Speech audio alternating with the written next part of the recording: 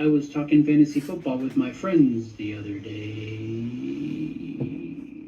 Well, Josh? Wow! Look who's back. Look who's back. Where the hell have you been? Look who's At back. home, sitting in your asses. Go away now, Josh. Actually, my name is Alan. You're a dorky white kid with a Cub Scout bandana on his head. Bravo. It's not me. Echo. November. Tango. On. Football.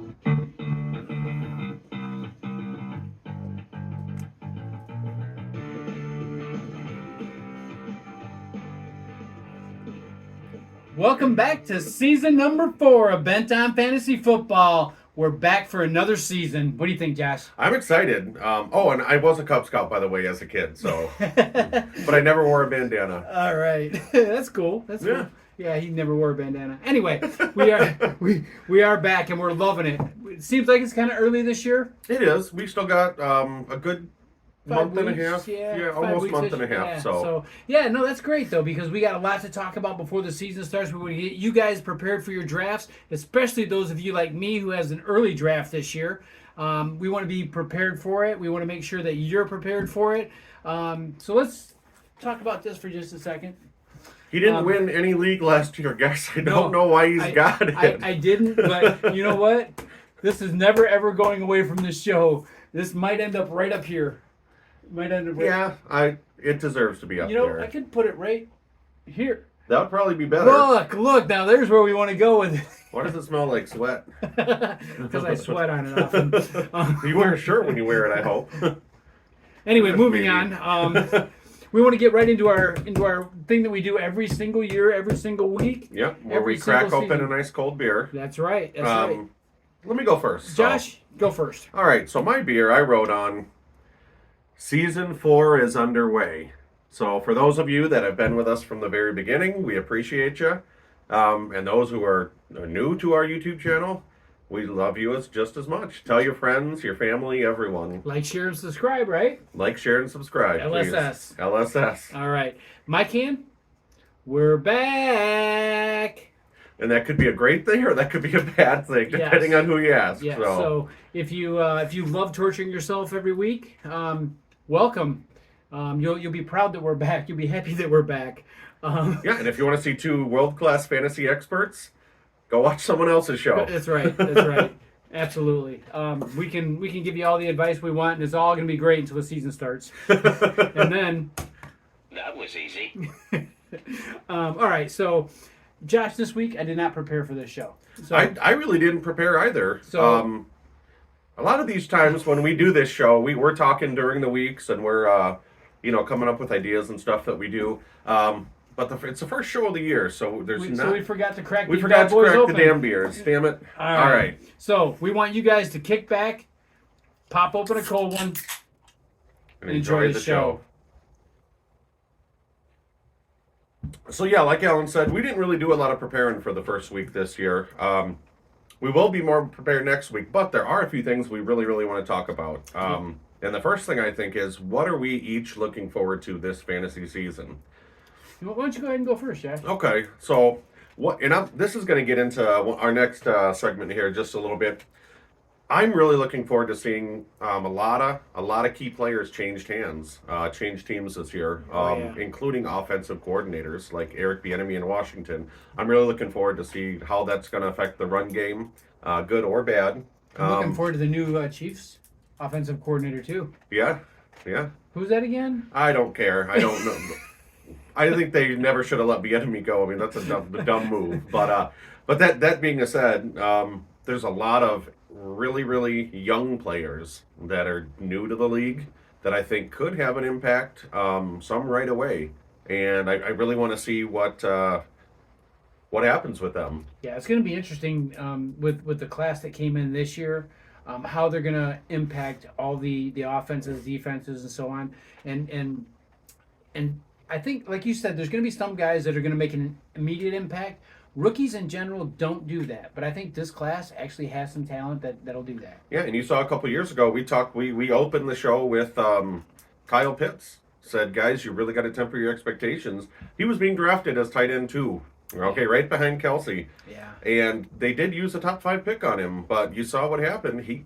I wouldn't even say, I mean, last year he was improved, but I wouldn't even say he's really worth that top 5 pick. You know, we'll see what happens this year. Not top 5 overall this year, but. No, I mean, when he got drafted, top 5 pick, yeah. he hasn't lived up to the hype. Yeah. I'm thinking another Darius Hayward Bay. I hope not. This year could be his breakout year. It could happen. It remains to be seen, obviously, but this is about the time that tight ends start coming into their own. You know, this is his 3rd season. This will be the time that they really start coming into their own now. Yeah. So it'll be interesting to see how that goes. Anything else you're looking for? Forward to? There's a lot of things I'm looking forward to. My draft, of course, but other than that, yeah, that's pretty much it for me. Just the new schemes that some of these OCs are going to be running, how the tons and tons of players, and we'll get into a few of them, how their new unis are going to affect their fantasy value. Yeah. And Myself, I'm looking forward to the draft. Love drafting. I'm going to be in for sure 2 leagues, and I'm looking to start another one where Josh and I are actually going to co-own it, which will be interesting. As much as we agree to disagree on so many things, it'll be fun to see how that actually works out. you know, if you multiply 2 negative numbers, you get a positive, Alan. That's so, right. That's right. Yes. High five. High five. I'm positive we're going to be negative. Is it possible to get negative wins in fantasy football, or just? If it is, we'll do it. Yeah, So we'll do it. That's right. No, but you know, just kind of along the lines that Josh was saying, I am interested and looking forward to seeing some of the new talent coming into the league.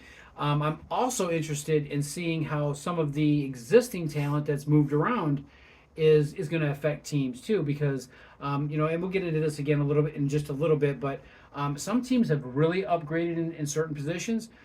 Some teams think they've upgraded in certain positions, but don't necessarily see that happening. Yeah. So, and we'll get into all that in just. And a some little teams bit. just really didn't do much to improve at all, and Yeah, some teams are stagnant. we don't know why. And like the Chiefs, stagnant pretty much over the offseason. No major changes with them, but then again, they're the Chiefs. They're the Chiefs, yeah. They have a solid team anyway. Is that going to get figured out this year? I mean, they've been dominant the last 3 seasons.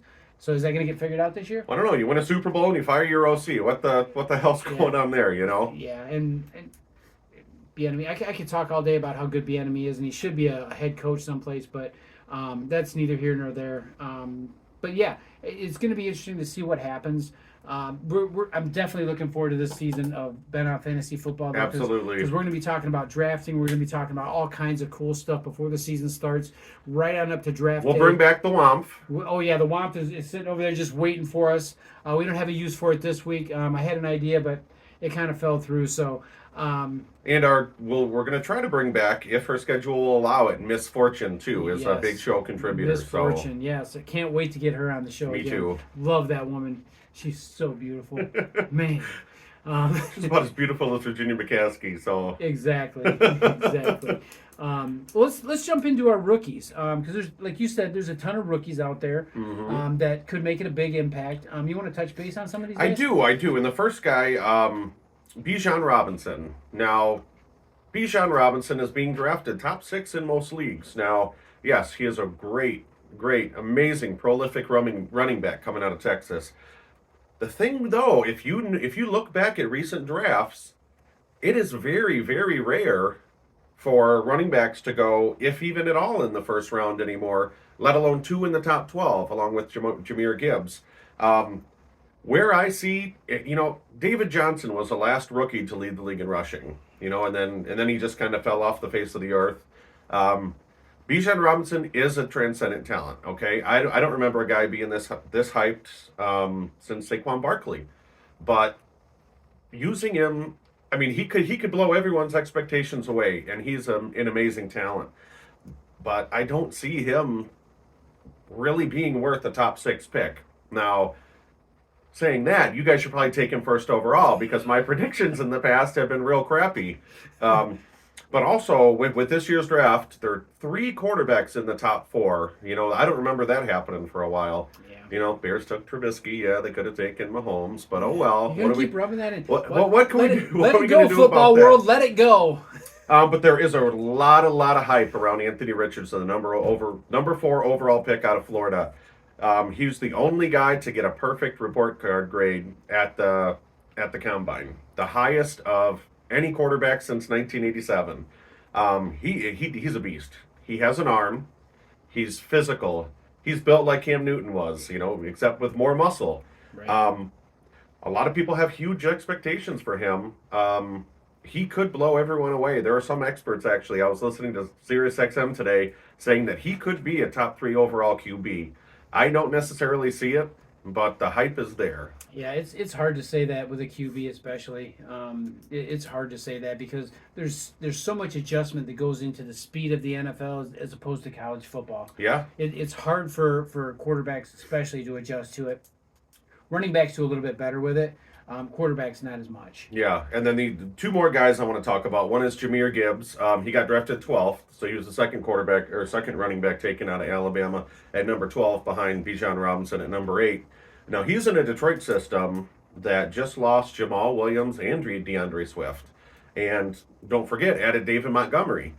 Jahmyr Gibbs isn't really being drafted as highly, maybe 3rd, 4th round. He is starting to move up because there's that hype around this rookie running back. I still like David Montgomery. I think it's David Montgomery's job. I hope it is, as being a former Bear. But he could have a huge explosion this season, or he could not. A bitter former Bear too. He's Bear. He's not very happy about leaving Chicago and how that all went down. But no, I think you're right. It really would be the David Montgomery show if he's given the opportunity.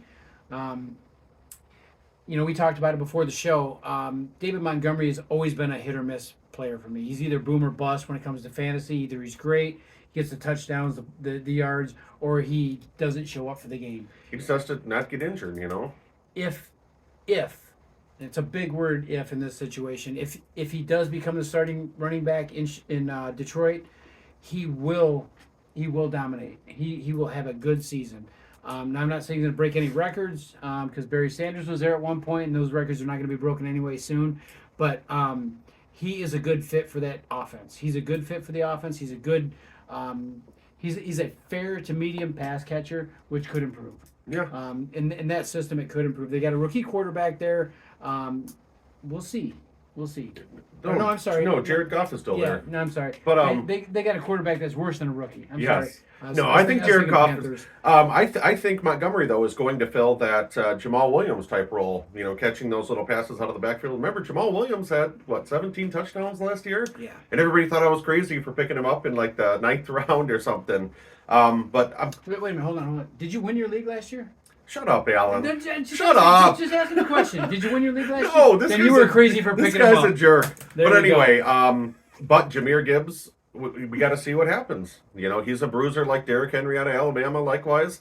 But the last guy I want to talk about, and this could have huge fantasy implications because Justin Jefferson is in Minnesota. Okay? He was a wide receiver 1 last year in a lot of drafts that we're looking at. He's going number 1 overall. Mm-hmm. Not sure quite how we feel about that, but Jordan Addison in Minnesota. He's going to fill that Adam Thielen 2.0 role. That slot role. Yeah, he's quicker. He's more athletic. He has better hands than Thielen.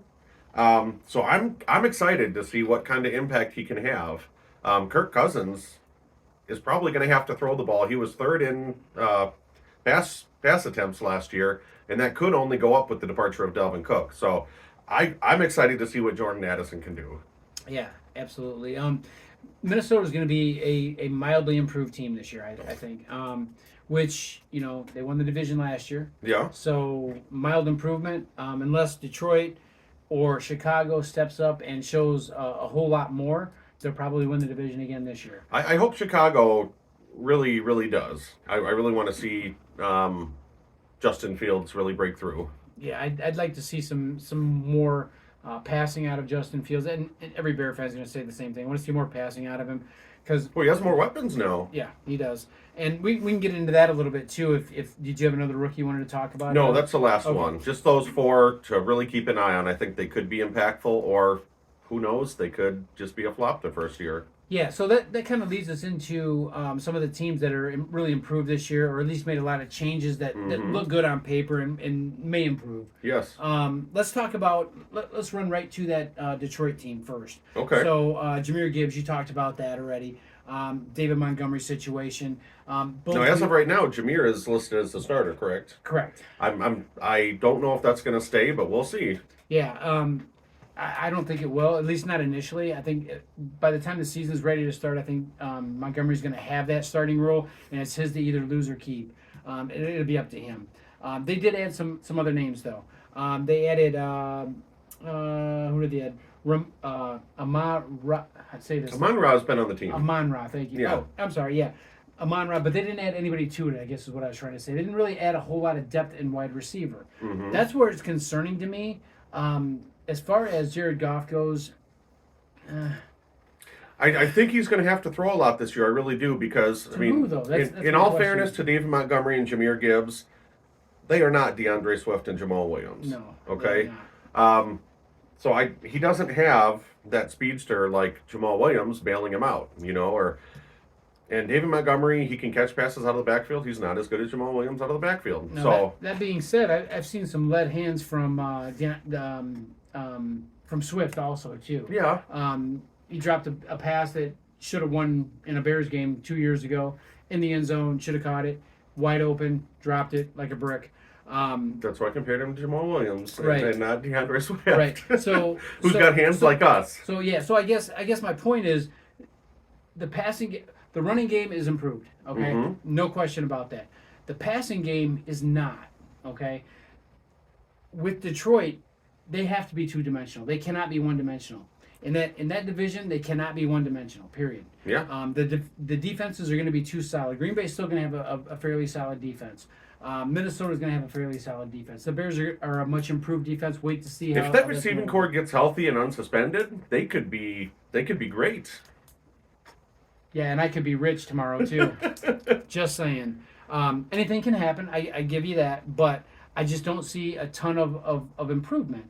Who else do they have for wide receivers? Well, they got Jamison Williams, Okay. who is currently serving his Suspension. suspension. I think it's wasn't that for performance enhancing drugs? I believe so, yes. Okay. What? I'm not 100% When sure. isn't it? But, right. But okay, so And then they do have Marvin Jones. I mean, he's all reliable, more so in a best ball league, I would say, but not. But he'll surprise you with 2 or 3 good games. But I mean, he's still going to command coverage. You know Okay. what I mean? true. I'll give you that. But from a fantasy perspective, because that's what we're here about is fantasy. From a fantasy perspective, where do you see the points coming from that team? Amon Ra.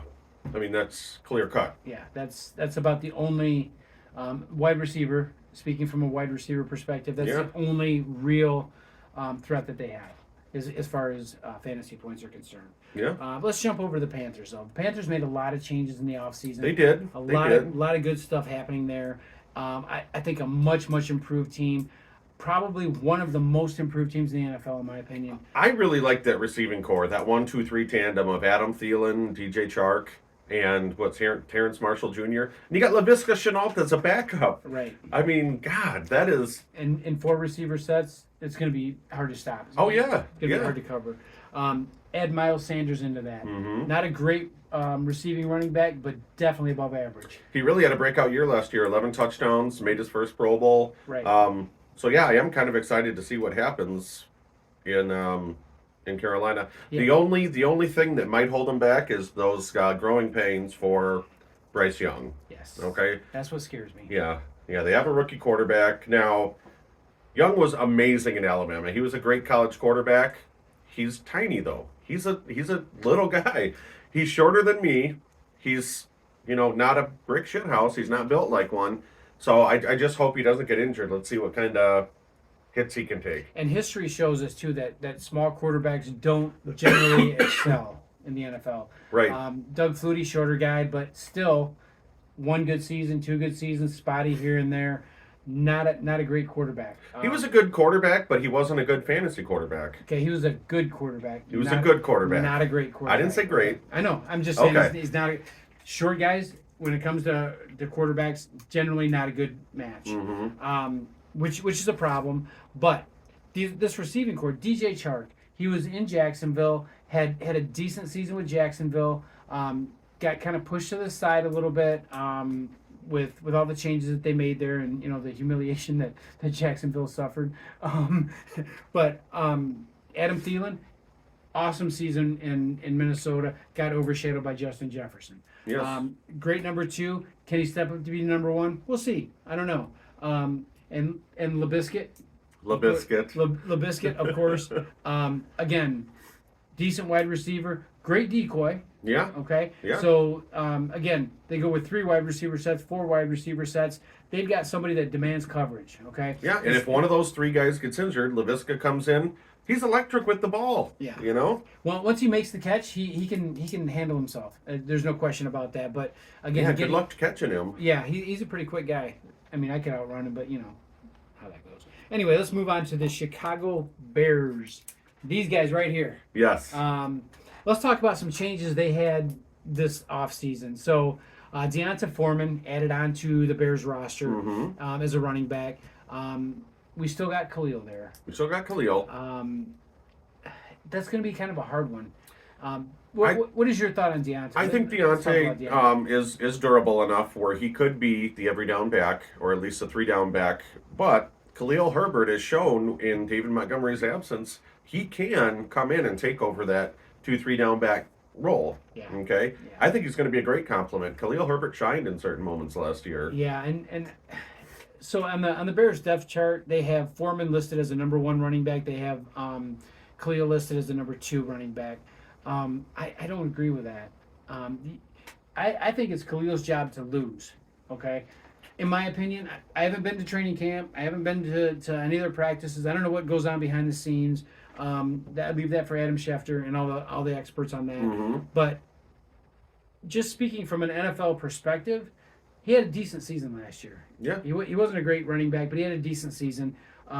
With all the changes they made to the offensive line, to the defense, which believe it or not is a huge part of running backs, because if we can't stay close in the game, we can't run the ball, right? Right. So with all the changes that they made, I really think that he has an opportunity for a real big breakout season. I do too, and I think the threat of Justin Fields' legs really is going to open up things for that entire running back and receiving core for that matter. I think so too. DJ Moore, another addition this year in the off season, and we talked about this a little bit before the show. DJ Moore has not ever had a great quarterback. He's not ever had a really good quarterback. We're not saying Justin Fields is great. We want him to be, but we're not saying that. But he's put up some numbers. He has. He's He has. over 1,000 yards the last 2 seasons. I don't know where his touchdowns were right off the top of my head, but I know he was in double digits at least one of those 2 seasons. He's almost quarterback proof in most offenses. Now, that being said, is he going to fit into the Bears offense? Or are they going to make him fit in there? Are they going to adjust the offense to fit him? Because if you look at the Bears offense last year, mainly run, whether it was with Khalil or whether it was with Justin Fields, either way, it was a primarily run defense or offense, excuse me. Yeah. And are they going to fit that in? I mean, Chase Claypool was supposed to be the man last year, was supposed to be the stud at wide receiver last year. Very, very pedestrian numbers last year. Yes. So is that gonna pan out? Now, that being said, we're gonna have 2 wide receivers that are a possible threat, right? Right. So they're both gonna demand coverage. One of them could demand double coverage. But let me stop you right there with the double coverage. Because of the threat of Justin Fields' legs, I think there's going to be a lot of spies being used. Exactly my point. So I don't go right ahead. I don't think there's going to be any double teams. Exactly my point. 2 or one of them could command double coverage. How are they going to do that when they have a running quarterback? They're not. Exactly. So if they want to win the game, it could be a very interesting scenario in Chicago and how that plays out. Also, another addition too, Robert Tonyan came over from the Packers, tight end.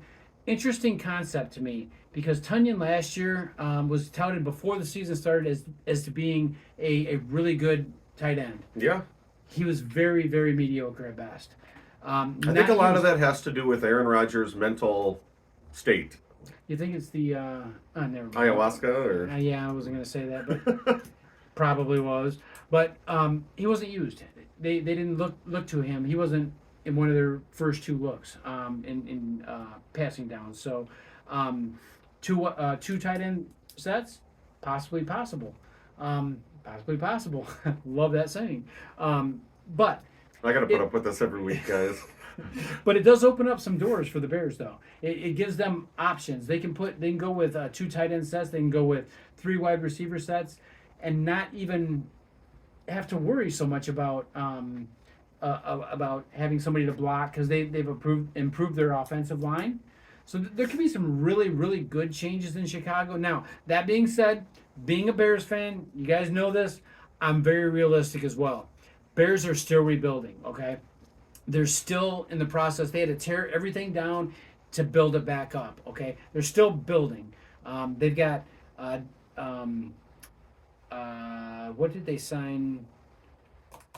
I can't remember what they signed Claypool for a contract. I think it was a 3-year contract. I believe it was. And then I don't know what they signed Claypool for either. I'm sorry, I think Claypool was a 3-year contract. I don't recall, but DJ anyway. Moore, you mean? Huh? DJ Moore, you mean? Yeah, Claypool was a 3-year contract, but I think DJ Moore, I don't know. Wasn't it 2? It could be. They might have taken over whatever the Panthers had left over on his contract. And I want to add Probably too, about if just imagine if you got Cole Kmet as your second tight end, but either one of those guys could be tight end 1 on most teams in the NFL. If you're running 2 receiver, 2 tight end, or 3 receiver, 2 tight end sets, and Justin Fields you got in the backfield with Deontay Foreman, there's just not enough guys on defense to cover everyone. Yeah, So it's going to open up a lot of lanes, I think. So let's talk fantasy points. Where do you think the fantasy points are coming from in Chicago this year? I think Deontay Foreman and Justin Fields primarily. If I were to pick one of those 2 receivers, just based on history, I would say DJ Moore. Cole Kmet, I think, I would have the edge over Robert Tonyan. Yeah, I think for Robert the tight Tonyan. ends. I think Robert Tonyan is going to be used as a blocking tight end more Mm-hmm. so, which is fine because we need some protection for Fields. He's a young We need guy. fantasy points for Fields too. We do. For any of them. But yeah. I think it's going to be Fields primarily, Deontay Foreman, and I would say DJ Moore and Kmet, maybe not distant, but a close 3rd and 4th. I'd say probably Kmet's a little bit farther out than DJ Moore. You think? Yeah, I think so. Yeah. And Claypool for that matter. Because I think Claypool's got the potential. He's just, I don't know if it was because they were running so much last year or what it was, but he was as far as fantasy points goes, he was a bust. They didn't really call a whole lot of plays for him, which is the thing. Well, And I think that probably is partially because of when he came into the team. They probably had their playbook already set. They're not going to go through and try to change everything, at that point to fit Claypool. Yeah. But off-season came, and changes are made, things like that. So it'll be interesting in Chicago. The NFC North is going to be very interesting this year. Any 4 of those teams could win the division. I was going to say it could be a toss-up between any of them. I don't know. Which division do you think is going to be, just based on what we know so far, and obviously that's really sketchy at this point because we don't know how any of these guys are going to do yet. But which division do you think is going to have the most, I won't say the most competitive, but the most interesting rivalries and the most interesting games and the most interesting competition? NFC East. NFC so? East. Oh, yes. Why? You got Philly. You know what they can do. They have most of their players returning. Mm-hmm. Dallas, I really see a bounce back year for Dak. I mean, not like his near MVP year, but you got Eric Bieniemy in Washington, which I talked about a little while ago. I really want to see how that's going to affect that offense. It's going to speed that offense up a little bit. It may open up things for that Brian Robinson and Antonio Gibson run game. And then don't forget the Giants, okay? Darren Waller is a new addition. I think he could be a tight end 1 in most formats. Daniel Jones, he can run. Now, they just signed Barkley. They just inked him today. So even though it's a 1 year, I think they have all the pieces in place. Any one of those 4 teams could win that division. I mean, granted, Philly is a heavy favorite, of course. Right. Just because of the talent they have and what they've done in the last couple of years. Mm-hmm. But I think that is going to be not only the most competitive, but the most interesting to watch. Okay, fair enough. What about you? I think I'm kind of torn. I will say the East is looking good. I think the Central is going to be a really good and interesting. It's either going to be boom or bust for the NFC Central or for the NFC North. It's going to be either a lot of really good competition in that division, or it's going to be a lot of really crappy And competition. someone's going to run away with it. Right, So. right. So it'll be interesting to see how it plays out. I think pretty much the rest of the NFC is a wash. You've got David Carr going to New Orleans. Mild change. I I didn't know David Carr came out of retirement. I'm sorry. I did not mean David Carr. Derek Carr, his younger brother. I did say David Carr, didn't I? That's all right, Derek Alan. Carr. You get one. All You right. get one. At least So, one every show. So at least one. at least one. Okay, so I get 4 every show. Oh, He said God. so. No. 5 every show. He said Okay, so. fine. So no. Anyway, I do think that that's going to be a flat division, though. I think it's not a lot of change as far as how it's going to break down from season to season. I think your standings going to be pretty close to the same as they were last year. Yeah. But I do like the East, though. The East has a lot of, like you said, Eric Bieniemy going to Washington is very intriguing to me. They've got a good wide receiver core that has been completely underutilized. McLaurin and Dotson could be big this year. McLaurin is awesome. I don't care what anybody says. If you have an opportunity to draft McLaurin, you're going to get him in one of the later rounds. Draft him. You might get him in round maybe 4, 5, 6, probably about the 6 range. He's going about 5 or 6 right now Yeah, in mock drafts from yeah. everything I've seen. Get him. And next week, Get him. get him right now. Get him. Next week, let's talk a little bit about mock drafts and Yes. ECRs, and we'll kind of go into our perspective from it and what we're seeing as far as mock drafts go. Okay. Because I was looking at some mock drafts this week, and I don't necessarily agree with what I was seeing. Maybe I'm wrong. I didn't win my league last year either. Yeah, and keep in mind too, it's hard to get a real handle on this because when you're doing mock drafts online, a lot of these people say you get a guy from Cleveland, who's a Browns homer. Hey, I'm going to take Chubb second overall, Or you get these guys that'll go on there and they'll draft the first 3 or 4 rounds, and then just drop auto out. pick, Right. and then just auto pick. Right. I hate that. Yeah. So word of warning: if you're ever on a mock draft and I'm there and you do that, I'm going to find you, and I will find you. And You don't even want to know what it'll do to you when no, it finds you don't want to know. All right, so let's wrap this up, Josh. We've had a good first week. Yeah. Let's wrap this up. And any final thoughts? No, I just want to, again, thank everyone for watching, subscribing, liking, tell your friends, your family. Yeah, definitely. We've got a huge increase in our subscribers from last season. We quintupled from the beginning of last season. We were at 9 subscribers. We're at 45 Why did now. you have to throw the numbers out? You couldn't just leave it at quintuple? People would have been like, "Oh my gosh!"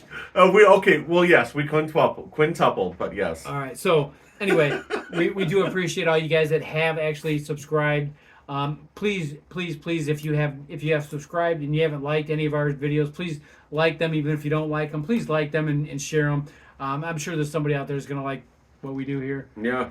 I don't know who, but Even if they don't like it, I don't care as long as they're watching. You know, and they subscribe. Because what are we trying to get to, Josh? we're trying to get to 1,000. We're trying to get to 1,000, but we are at 45. So 45. we're almost there.